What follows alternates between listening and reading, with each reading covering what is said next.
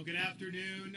It's great to be here in Wildwood. I'm joined with Chief Financial Officer of Florida, Jimmy Petronis, our DEM Director, Kevin Guthrie, our Adjutant General, Major General Haas, Melissa Satius, President of Duke Energy Florida, Representatives Taylor Yukowski, Keith Trunow, and John Paul Temple. We are here today. This is Duke Energy. They've been staging thousands of their own linemen along with trucks and other assets in preparation for the arrival of Hurricane Idalia. Florida Power and Light, TECO, and the co-ops and municipal utilities are also staging assets ready to deploy as soon as it's safe. Now, these companies have called in linemen from throughout the southeast as well as far away as places like Nebraska, who will be ready to roll as soon as the storm passes. There are over 25,000 linemen already in Florida as of this morning, and by the end of the day, we anticipate that to be between 30,000 and 40,000 linemen that will be here prior to the arrival of the storm, and then we'll move in to restore power as soon as the storm passes. Now, linemen are staging as far south as Tropicana Field in St. Petersburg, and as far north as the Florida-Georgia line, and as far west as Chipley in the Panhandle. In addition to linemen, the power companies are also staging folks who will be ready to clear debris, set poles and lines, and augment the efforts done by Florida's Department of Transportation. Power restoration will be a joint effort, and all local municipalities should be ready to accept aid from other utility companies and their linemen to get power back on as soon as possible. And that's the ultimate goal, rapid restoration of power. This is a major hurricane. There's going to be a lot of debris, particularly in that Big Bend area. You're going to see a lot of power lines that are going to be down. And there's going to be a lot of need for all hands to be on deck, so please accept that mutual aid. We were able to, in Hurricane Ian, do a very rapid restoration of power in terms of affected customers. I think the time took a little longer were either major structural damage close to the storm or some co-ops didn't accept the mutual aid right at the beginning, and it took a little longer. So accept so we can get the job done. We want to be able to restore power to all the rural areas in particular. And so we do want to make sure that if you have a rural cooperative, those folks get the help they need and are willing to accept the help that they need. So we know that this storm is going to hit the state of Florida tomorrow. It's going to be a major hurricane, most likely a Category 3 hurricane. It's been tracking into the Big Bend area pretty consistently with a little bit of variations. At the same time, I mean, you got to watch how this thing goes and where it can impact. It could veer west and hit places like Tallahassee. It could veer further east and end up impacting more directly other parts of the Florida Peninsula. So just make sure you're heeding the warnings from your local emergency management officials. Make sure you're doing what you need to do to keep yourself and your family safe. We have been working with the counties very closely over the past few days at the state level. We've received more than 450 active mission requests that the state is coordinating, and those requests have either been fulfilled or will be fulfilled sometime during today. We have staged a lot of gasoline, 420,000 gallons worth of gasoline. Sometimes you get fuel interruptions, sometimes you don't. We're going to be prepared if there are fuel interruptions to be able to fill the gap. We have all 8 of our urban search and rescue teams activated, and that's close to 600 search and rescue personnel. We hope to not have to need those folks. We hope nobody ends up in distress once the storm hits. But if there is, we're going to have folks that are going to go out there. Kevin Guthrie already mentioned earlier today that a storm that's hitting late morning, early afternoon, you'll probably end up getting calls as we get into the evening hours. We're going to be doing rescues at night as well. That's typically not the way you want to do it. Because there's going to be down power lines, there's going to be certain hazards. It's going to make it more difficult for our personnel, but we are going to be there, and we're going to get the job done. We're already delivering things like water, MREs, and tarps to local communities. Shelters are being opened or have been opened and are continuing to be open all across Florida's Gulf Coast and beyond. We are deploying the Starlink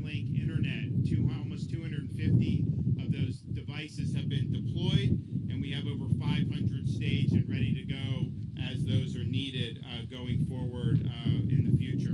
So we want to just thank everybody who's a part of the power restoration efforts. We appreciate what our electric utilities from Duke and FPL and TECO, as well as our municipal electric outfits and the co-ops. Thank you for taking this seriously.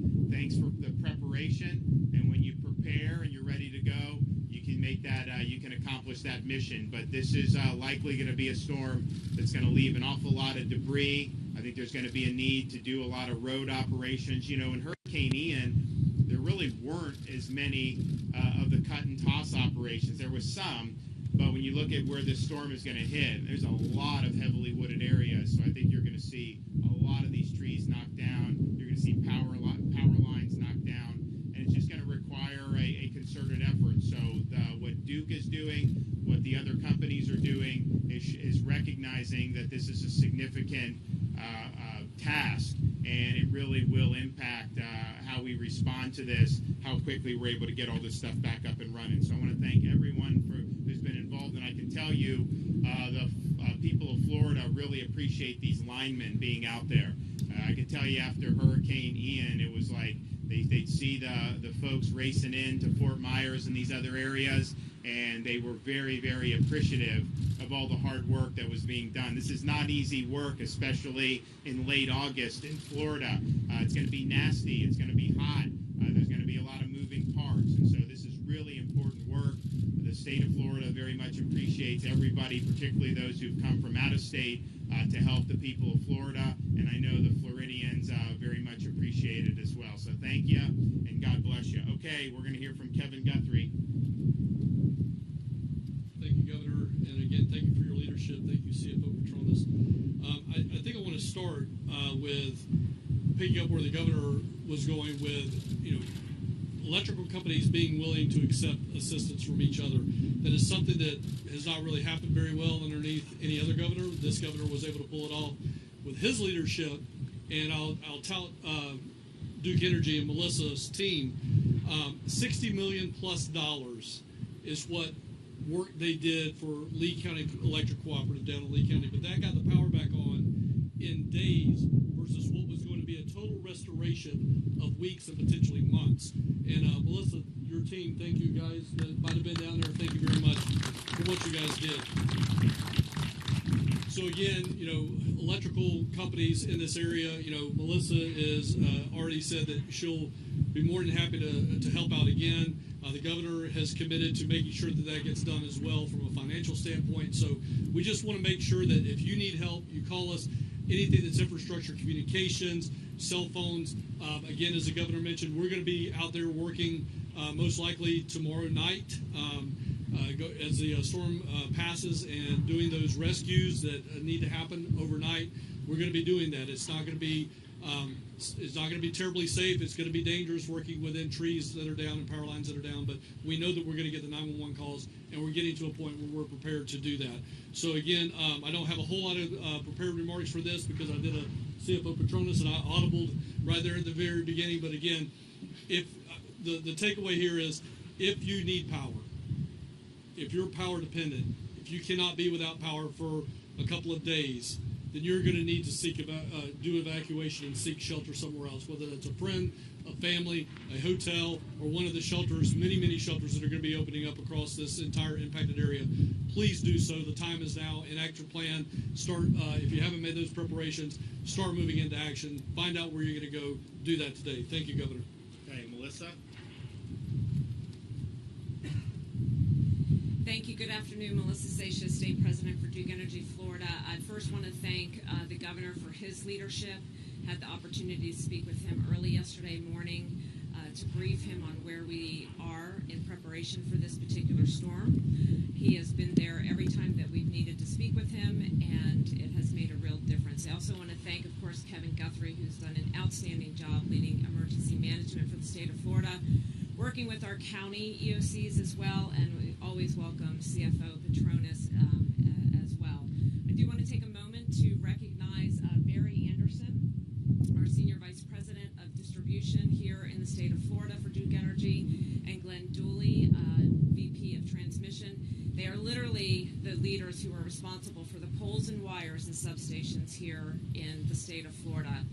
But a very special thank you to the employees who are standing behind me today, because they are the ones who leave their families to go out for days, possibly weeks at a time, especially if they're going off system to help in other locations.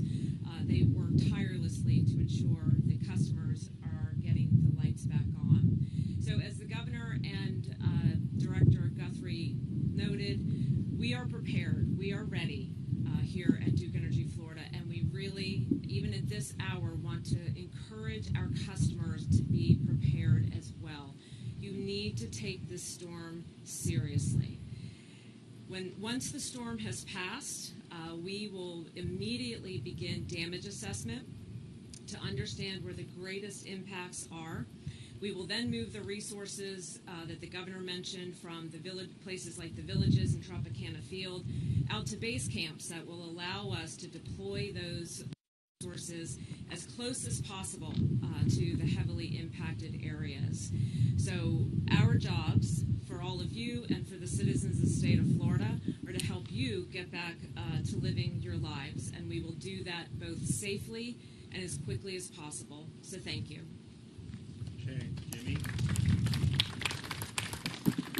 Thank you, Governor. Governor, last night I put on social media, I said, not all heroes have capes. Some of them have hard hats. And it's just a real honor to see the type of coordination that's happened here. 1,500 linemen will be pre-staged prior to the storm making landfall, and they will work feverishly around the clock 24/7 to reestablish power. One thing that none of us can control, we can't control what's going to happen with vegetation, what's going to happen with trees. Trees will go down. They will fall. They will take down lines. Those lines can be hot. They can be dangerous. We need you to make sure you're heeding the warnings of your local officials. I'll just remind everybody, it wasn't that long ago, just a few months ago in southwest Florida, we had over 24 inches of rain in a 48-hour period. So that type of catastrophic flash flood event is going to create challenges for our first responders, our linemen, for everybody trying to assist in need. This is why it's so important that you go ahead, don't be stubborn, take the effort and evacuate to a safe shelter where there is the type of resources you might need. If you're in a need of medical attention, the shelters will have that. There's so many resources that are there because the state of Florida wants to protect you. That's what this governor does. He protects you. That's what he does every day when he gets up every single morning. His leadership is appreciated, but I just want to tell folks, we're not going to leave you until everything is taken care of. When it comes to your insurance, I want you to do this. You've got a few hours left in today. It's not raining right now. But we right now, folks, whether you believe it or not, we're a smartphone society. So what I want you to do is take your phone and go take a picture. Take a video of the outside of your house. Go take pictures of what it looks like today, right now. Not tomorrow after the storm hits, right now. If you do that, I want you to go inside and do the same. And take pictures of the inside of your house so you can make a photographic inventory of what you're entitled to if you have to file an insurance claim. It's that simple. An adjuster is going to show up in about 3 or 4 days. They're going to say, gosh, what happened to Kevin's house? Well, you're going to have photographic evidence to show them what the house looked like before and now what it looks like after. It's cut and dry. It makes the claims process that much easier to process. So please, err on the side of caution. Take the evacuation order seriously. Look out for our first responders. They're going to be leaving their families to protect you. Don't be foolhardy and stubborn and not heed those warnings.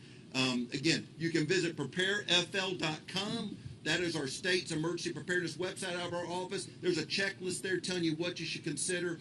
The Office of Insurance Regulation is leaning forward to make sure that any claims, any processing, your health insurance, you're not going to have any frustrations. But again, understand you're going to have several days where you may not be able to access a pharmacy. Hopefully you've got the necessary drugs in hand to help you through the next few days because of potential flooding, down power lines, impassable roads. But again, Governor, thank you for your leadership. Thank you for forcing all these players to be on the same page. You got good legislators here. Hold them accountable. If you need anything, I expect you to pick up the phone and call Taylor. Tell Taylor what you need. And if you need me, you can call me. I'm available on Twitter or 583-1817. God bless y'all. Thank you so much. Thanks, Governor.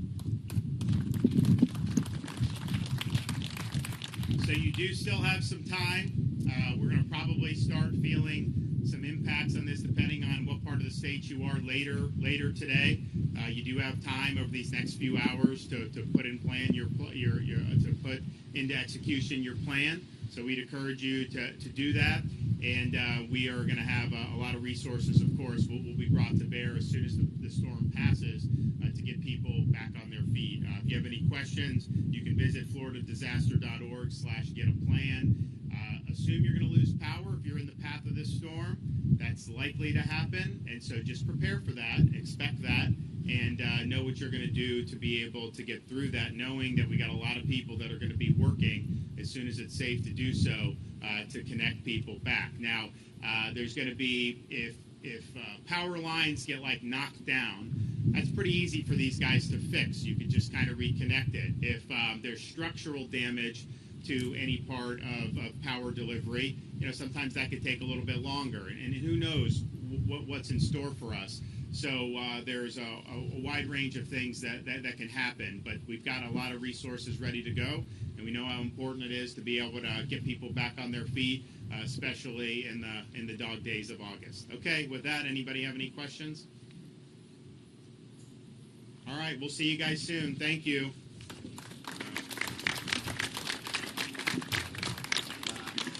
See ya. Bye.